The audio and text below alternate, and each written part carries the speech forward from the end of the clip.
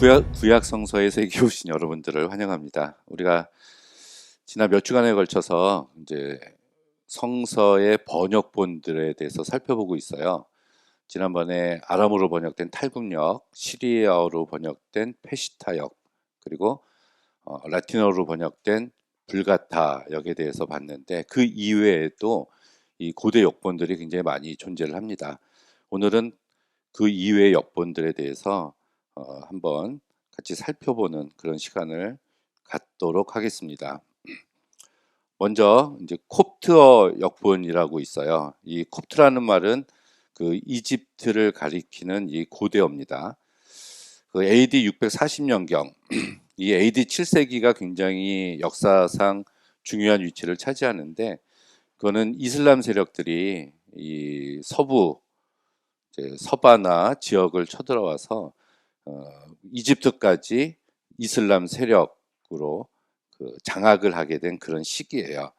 그때 이슬람 교도들이 이제 팔레스타인이나 메소포타미아, 이집트 지역까지 쳐들어와서 이슬람화를 했는데, 그때 이집트에는 그 기독교를 믿는 기독교들이 존재를 했습니다. 그런데 그런 이슬람 교도들이 고대 기독교를 믿는 이집트인들을 가리켜서 이제 콥트라고 불렀고, 이것이 그 이후에 유럽에도 이 콥트라는 용어로 고대 이집트에서 기독교를 믿는 사람들을 가리키는 용어가 됐어요.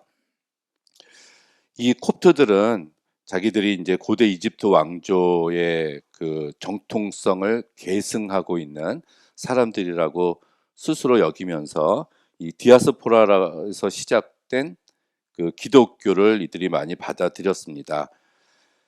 그래서 고대 이집트어로 쓰여진 이 상형 문자에 그 당시 헬라 시대였잖아요. 헬라 시대에 그 통용되고 있었던 그 헬라어를 포함시켜서 콥트어라는 언어를 이들이 만들었습니다. 그게 콥트어예요.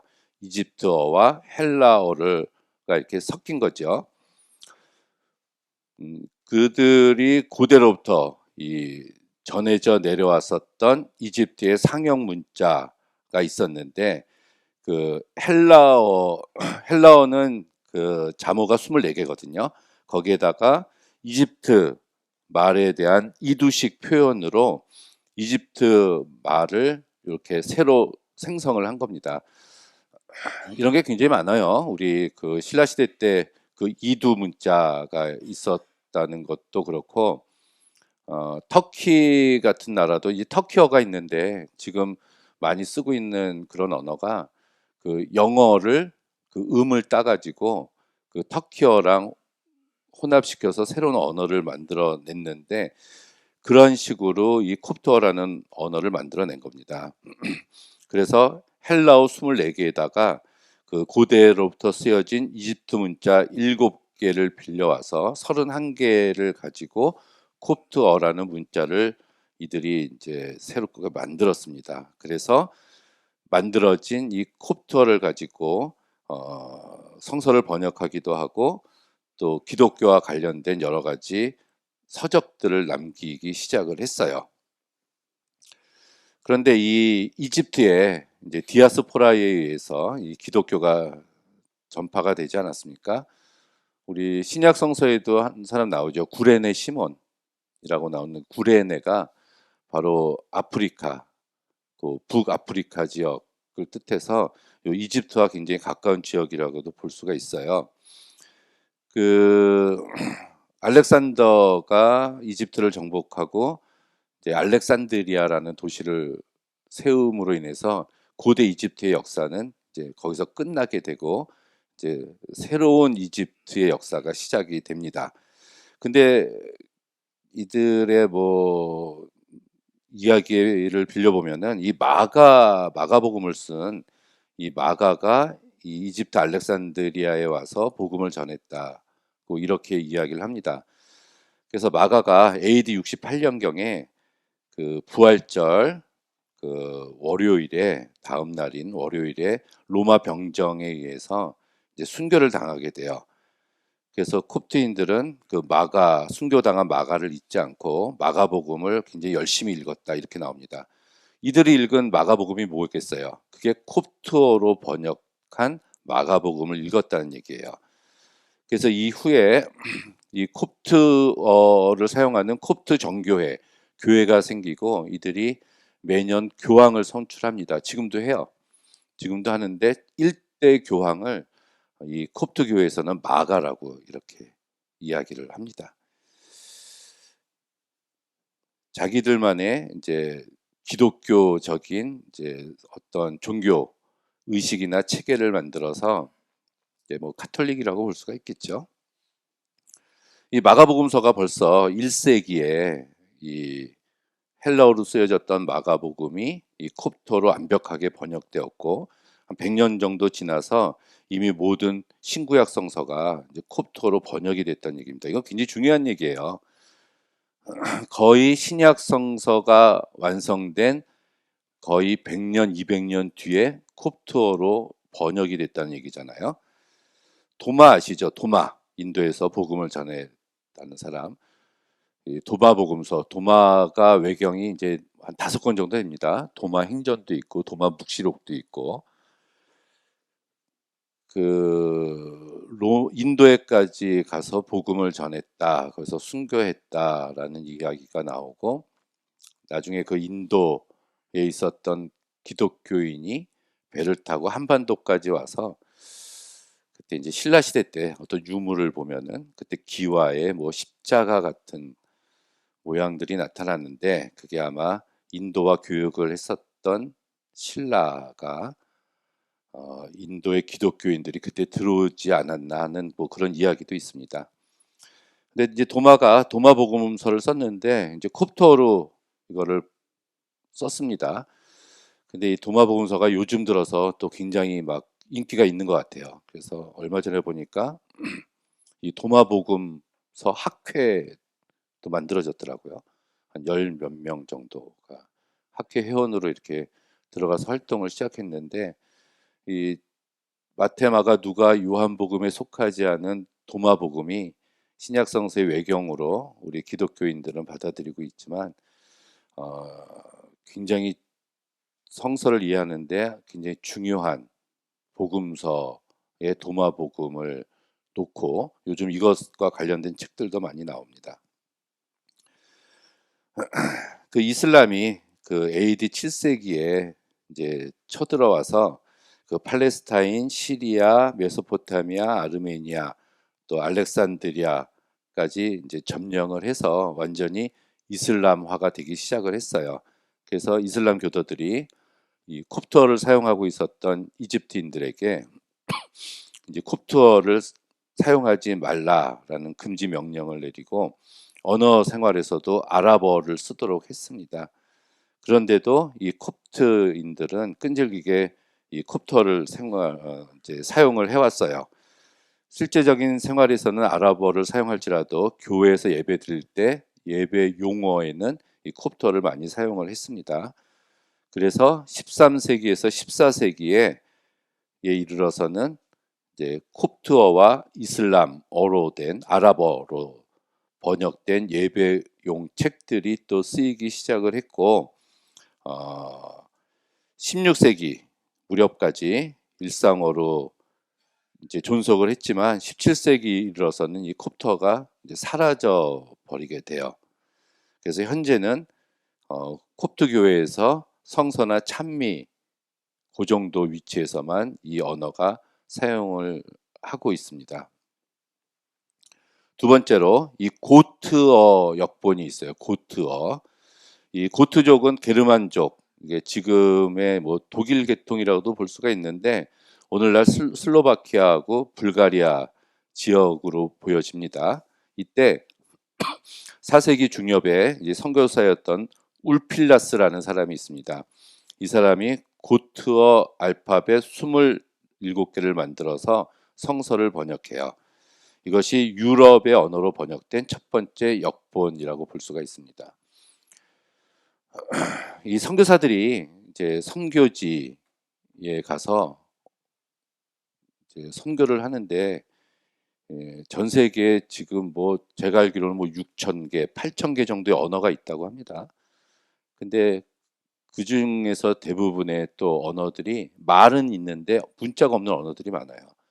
뭐 인도네시아, 뭐 필리핀, 아프리카 이런 데는. 그럼 선교사들이 가서 그들의 말을 배우고 문자를 만들어 줘야 돼요. 그들의 문자를. 그래야지 성서를 번역을 할 수가 있잖아요. 그것처럼 오늘날도 그런데 이게 지금 2000년 전 얘기잖아요. 1500년 전에 그 유럽 지역에 살고 있었던 그 사람들도 자기 언어, 말, 일상적인 구두어는 있었는데 문자가 없었다는 얘기예요. 그래서 누군가 문자를 만들어야 됐습니다. 성서를 번역하기 위해서. 그래서 4세기 중엽에 울필라스라는 사람이 이제 고트어 알파벳 27개를 만들어서 성서를 번역했다라는 얘기입니다. 그럼 문제는 성서를 번역할 때 무엇을 보고 성서를 번역을 해야 되잖아요. 이거는 그냥 필사는 그냥 그대로 베끼는 거고 그 언어를 히브리어를 히브리어로 베끼는 건데 이 다른 나라 말로 필사를 한다는 것은 번역을 한다는 거예요. 최초의 번역은 우리가 70인역이라고 볼 수가 있어요. 그것은 BC 3세기에서 2세기에 히브리어로 쓰여진 구약 성서를 헬라어로 번역을 했잖아요. 그러면은 지금 이 울필라스 같은 사람들이 어떤 것을 가지고 번역을 했겠어요? 물론 히브리어를 이 사람들이 잘 알아서 히브리어를 가지고 고트어로 번역을 했으면은 다행이겠죠. 뭐 신약은 헬라어로 쓰여졌으니까.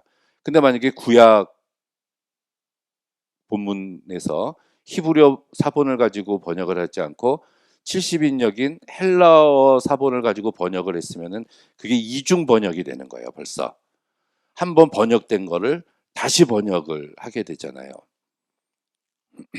이렇게 되면은 그 원문에서 번역을 한 것이 아니기 때문에 어, 훨씬 어떤 원문에 충실한 번역이 될 수 없다는 얘기입니다.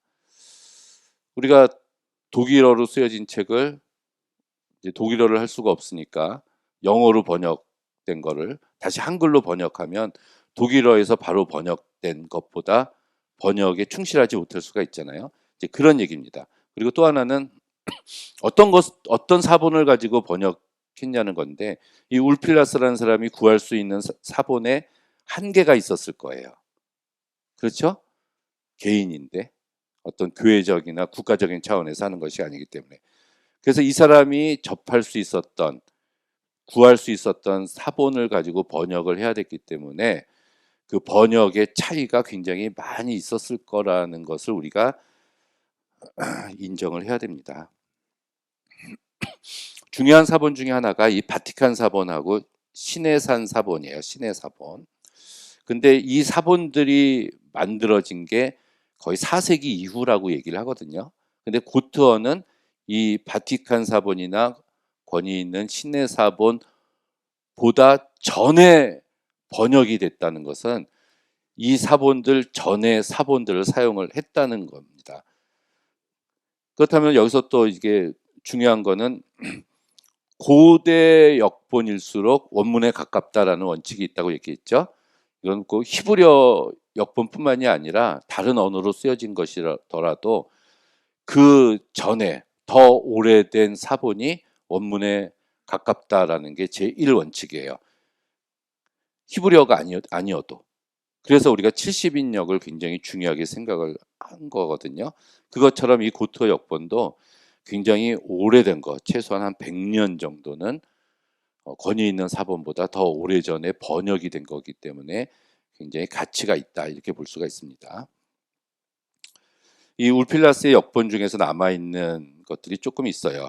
근데 복음서 전체를 담고 있는 게 코덱스 아르겐티우스라고 하는데 이거를 은 코덱스라고 번역을 하고 1597년에 최초로 인쇄가 되었습니다.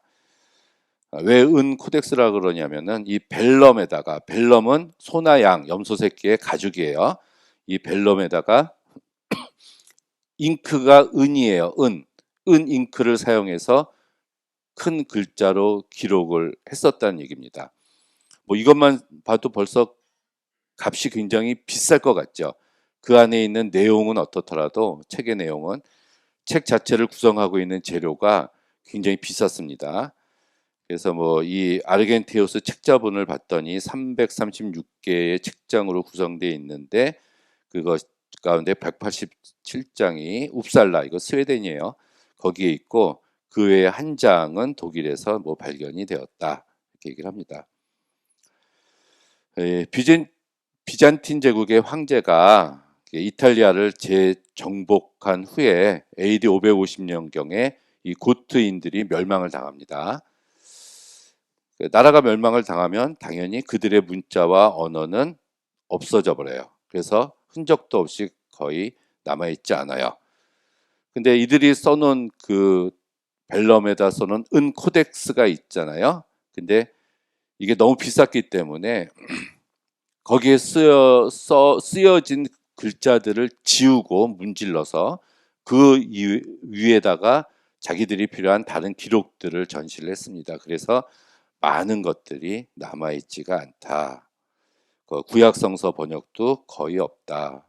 하지만 극히 조금 남아있는 그런 것들이 굉장히 중요한 역본이다, 이렇게 볼 수가 있습니다. 그 다음에 에디오피아 역본, 이것도 이제 아프리카겠네요. 이제 AD 350년경, 이런 게 굉장히 중요해요. 350년경에 10건의 외경과 7건의 위경을 담은 모습으로 나타났다. 문제는 70인역을 대본으로 번역했다는 거. 지금 저희는 이제 구약성서의 세계이기 때문에 신약성서 이야기는 잘 하지 않습니다. 구약성서, 히브리어로 쓰여진 구약성서를 헬러어로 번역한 70인역을 보고서 에디오피아어로 번역을 한 거다, 그런 얘기예요. 그렇지만 히브리어 본문과 일치하는 맞는 부분들이 있고 혼합된 본문이지만 비잔틴 본문의 어떤 중요한 사본을 대본으로 해서 완성이 되었다. 이게 벌써 그 신약 성경이 정경화된 게 397년 카르타고 회의에서 신약 성경 27권을 기독교인들이 자기들의 정경으로 받아들입니다. 근데 벌써 그 전이에요. 이 고토로 번역된 거는 신약 성경을 그 정경으로 그 공의해서 받아들이기 전부터 벌써 많은 사람들이 이 자기 나라 말로 된 이 성서를 가지기 위해서 히브리어와 그 헬라어로 이제 만들어진 구약 성서와 신약 성서를 번역하는 작업들을 그 당시에 해오고 있었다는 얘기입니다. 문제는 이것들이 굉장히 정확할까요? 그런 문제들이 우리들한테 숙제로 놓여 있어요. 아르메니아 역본이라는 것도 있습니다. 이 아르메니아는 4세기 초에 로마가 기독교를 공인하기도 전에 313년 밀라노 칙령, 393년에 로마가 국교로 기독교를 나라의 국교로 지정하죠. 393년에. 근데 그 전에 이 아르메니아는 벌써 기독교를 국교로 지정을 해서 자기네가 세계 최초의 기독교 국가였다라고 이야기를 합니다. 그래서 5세기 초까지 이 아르메니아에 있었던 이 교회는 예배의식에서 헬라어와 시리아어를 사용했고, 여기에 중요한 사람이 한 명 등장하는데 메스로프라는 사람이에요. 메스로프라는 사람이 이 헬라어, 시리아어, 페르시아어 글자들을 아르메니아어 글자로 전환시켜서 이 사람도 아르메니아어 알파벳을 만들어냈어요. 우리에겐 세종대왕이 있었듯이 이 사람들에게도 그 옛날에 글자를 창안한 사람들이 있습니다. 이때 성서가 아르메니아어로 번역되었을 것이다. AD 400년 정도니까 굉장히 오래됐다는 거. 첫 번역은 페시타, 시리아 역을 대본으로 번역했다. 이것도 벌써 이중 번역이죠. 그리고 현재까지 전해져 내려오는 최종적인 공인된 번역은 70인역을 대본으로 했지만 여기에도 페시타의 영향이 많이 나타난다. 아마 시리아와 가까운 지역이 있었기 때문에 그랬던 것 같아요. 이 아르메니아 교회도 독자적인 교회 노선을 따라갑니다. 그런데 이제 이 아르메니아 옆에 우리 그 아라랏산 있잖아요. 아라라트 산. 이게 전설에 의하면은 노아의 방주가 머물렀다고 전해지는 그 산입니다. 그 산이 요 나라 옆에 있어요. 그래서 자기네들이 노아의 직계 후손이다라고 주장을 한다고 합니다. 그래서 지금도 이 아르메니아에서는 남자 이름 중에서 아라랏 산에 아라라트라는 이름을 가진 사람들이 많다고 해요. 여기에도 7세기의 이슬람 교도가 이제 장악을 하게 됩니다. 그래도 이 아르메니아인들은 기독교를 지켰다는 거. 그렇지만 이런 과정 속에서 동로마 정교회와의 갈등이 있었고 시리아 교회 또 이집트의 아까 마가를 교황으로 삼았던 곱토 교회들과 어떤 갈등이 있었고 그리고 이슬람 지역과 가까웠기 때문에 이들이 결국은 독자적인 아르메니아 정교로 발전을 하게 돼요. 그러니까 이 기독교가 하나만 이렇게 있었던 것 같지는 않아요. 이런 거 보면은 결국은 신약 시대의 디아스포라, 이게 흩어진 사람들에게 의해서 팔레스타인 주변 지역으로 기독교가 퍼져나갔는데 이들이 통일된 어떠한 교리를 갖지 못하고 각각 자기들에게 맞는 기독교로 이렇게 발전시켜 나가게 됩니다. 이게 그럴 수밖에 없었지 않아요? 이게 처음 기독교라는 종교가 생겼고 신약 성경이 정경화된 게 397년이면 그 전까지 구약과 신약 성경 자체도 가지고 있지 않았고 어떤 예배 의식이나 이런 것들도 통일되어 있지 못했잖아요. 그래서 이 시기에 또 극심하게 일어나고 있었던 일들이 신학적인 논쟁들이에요. 교리적인 논쟁들. 아리우스와 아타나시우스, 양자론, 양태론, 예수께서 신성을 가졌냐, 인성을 가졌냐, 신성과 인성을 다 가졌냐, 이런 거 가지고 이제 계속 싸우는 극심한 혼란기였다고 볼 수가 있습니다. 기독교가 지금까지 살아있는 게 하나님의 역사가 아니면 살아있을 수 없다는 얘기예요. 이게 또 이제 고등 종교와 하등 종교의 차이점이죠. 근데 이 아르메니아 역본들은 굉장히 역본들 중에 여왕이라고 불릴 만큼 굉장히 정확했고 또 굉장히 많이 존재합니다. 그런 의미에서 아주 중요한 위치를 차지하고 있어요. 다음에 조지아 역본이 있습니다. 이게 그루지아라고도 얘기하는데 지금도 조지아라는 나라 있는 거 아시죠? 러시아 옆에 이제 독립한 지 얼마 안 된 것 같아요. 러시아의 지배를 굉장히 오랫동안 받았는데 그 옛날에는 아주 독립적인 국가였어요. 이 조지아라는 나라가. 콘스탄티노플 동로마죠. 비잔틴에서 온 선교사들로 인해서 AD 330년경에 이들에게도 복음이 전해졌다고 합니다. 그래서 800년, 900년대에 이른 필사본들이 성서 필사본들이 발견이 됐고 여기에도 메스로프, 이 아르메니아 역을 만들었던 메스로프가 등장을 해요. 이 사람도 영향을 끼친 것 같다는 거.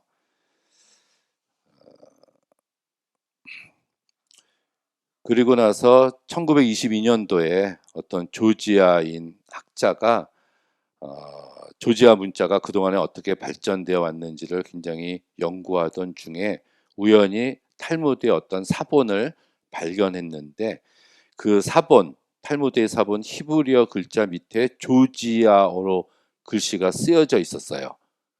굉장히 놀라운 사실이었죠. 그게 바로 예레미야서의 일부분이었습니다.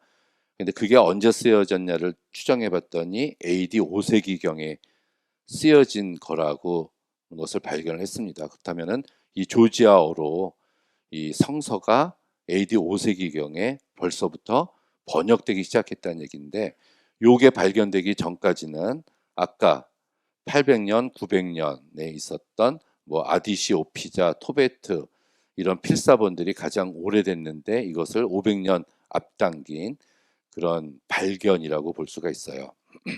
이것을 또 뒷받침하는 게 5세기 말에 조지아어로 쓰여진 성녀 슈샤나크 왕비의 순교라는 책이 있습니다. 굉장히 오래된 책이에요. 5세기에 어떤 이런 책이 존재한다는 것은 이 대단한 얘기거든요. 제가 항상 얘기하지만 우리나라에서 제일 오래된 남아있는 책들 중에서 역사서로 보면은 우리가 김부식의 삼국사기라고 한다 그랬잖아요. 근데 김부식은 통일신라 시대 사람이거든요. 뭐 이련도 마찬가지고. 그럼 우리는 사실은 제대로 된 어떤 역사책을 가지고 있는 게 이제 통일신라 시대는 거의 930년에 통일신라가 망하니까 고려시대 사람이 김부식이 고려시대 사람 제가 말을 잘못했어요. 고려시대 사람이니까 AD 1000년 이후에 쓴 게 우리에게 남아 있는 게 가장 오래된 건데 이 조지아어는 벌써 500년, AD 500년에 이런 책이 있습니다. 근데 이 책 안에 성서에 대한 이야기를 하고 있어요.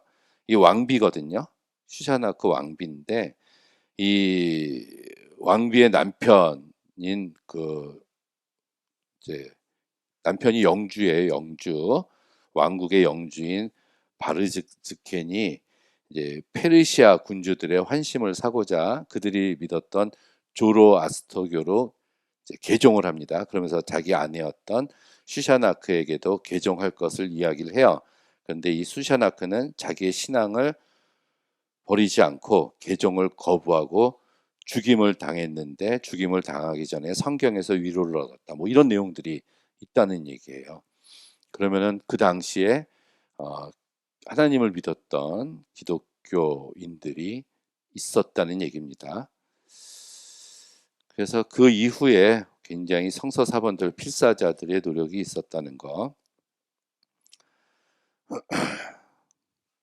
그런데 11세기 무렵에 조지아어도 굉장히 많이 변했고 책들도 많이 사라져서 굉장히 어려웠는데 그 당시에 11세기에 기오르기 무타츠 민델리라는 훌륭한 수도원 원장이 한 사람 등장합니다.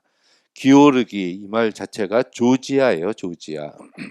다르게 읽었을 때 이런 발음이 나는데 이 사람이 그 당시에 조지아어 번역판과 헬라어 사본을 비교해 가면서 조지아어로 번역을 했어요. 11세기에 굉장히 위대한 작업을 했고 또 같은 시대에 살았던 에프렘 무치레라는 사람이 이 기오르기가 번역해 놓은 것을 한 번 더 이제 성숙시켰다는 거. 번역할 때 지침서를 만들었고 어떤 원칙들도 만들었고 성서의 각주와 난해주도 도입을 해서 새로 번역을 했다. 이게 이제 난해주 같은 거 만들었다는 게 이제 굉장히 중요합니다. 이때까지 인쇄술이 발명되지 않았기 때문에 다 이제 필사했다는 거예요. 손으로 직접 적었다는 얘기죠. 한 100년 정도 더 지나면 12세기에 쇼타라는 사람이 어떤 시를 썼는데 표범 가죽을 입은 기사라는 시예요. 이 시의 내용을 보면은 시 이곳저곳에 진정한 벗에 대해서 관대한 태도, 여성 존중, 낯선 사람에 대한 희생적인 사랑과 같은 주제가 빈번하게 등장하는데 이 주제들은 성서에서 가르치는 것들이었다. 이런 걸 놓고 보면 조지아 사람들이 굉장히 성서와 가까운 삶을 살았다 그런 얘기죠. 그래서 17세기 말에 왕실에서 이제 인쇄를 하려고 준비를 해서 오르벨리안이라는 사람이 또 인쇄하기 전에 사본들을 한 번 또 이렇게 정리를 합니다. 그래서 이 사람에 의해서 새로운 성서가 또 완성이 됐다라는 얘기예요. 그런데 그때 조지아 교회에서는 이 오르벨리아니가 만든 이 성서를 인정을 하지 않았어요. 그래서 이제 불태워라 이런 명령도 있었다고 합니다. 하지만 그런 여러 가지 어려움 속에서 이제 이 1743년에 드디어 완역된 성서가 출판됐다. 이 조지아역 우리랑 아무 상관이 없는 조지아역에 대해서 굉장히 많이 얘기했죠. 그 이유는 제가 조지아 역본에 대한 자료를 많이 찾았기 때문에 그래요. 다른 것들은 많이 찾지 못했습니다.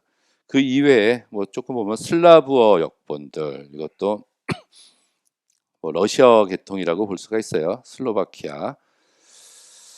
그래서 우리에게도 이제 복음을 전해줄 사람을 보내달라 요구했더니 콘스탄티노플 교에서 메도디우스와 시릴 형제를 파송합니다. 이들도 시릴 철자라고 슬라브어를 새로 만들어서 성경 번역을 해요. 그런데 그 지역에 있었던 선교사들은 오직 성서는 라틴어, 헬라어, 히브리어로만 예배 의식에 사용해야 된다라는 말도 안 되는 주장을 펼칩니다. 그래서 성경 번역하는 것을 반대했어요. 이게 왜 그런지 모르겠지만 그렇게 심한 반대에 직면하자 이 두 형제가 로마에 가서 아주 멋진 말을 합니다. 단지 세 가지 언어로 쓰여진 성경으로 다른 모든 민족과 나라들에게 복음을 전하니까 그들은 눈이 있어도 보지 못하고 귀가 있어도 듣지를 못하는 사람들이 됩니다. 이 얼마나 안타까운 일입니까? 라고 주장을 해요. 성서를 번역해야 된다는 얘기를 한 것이죠.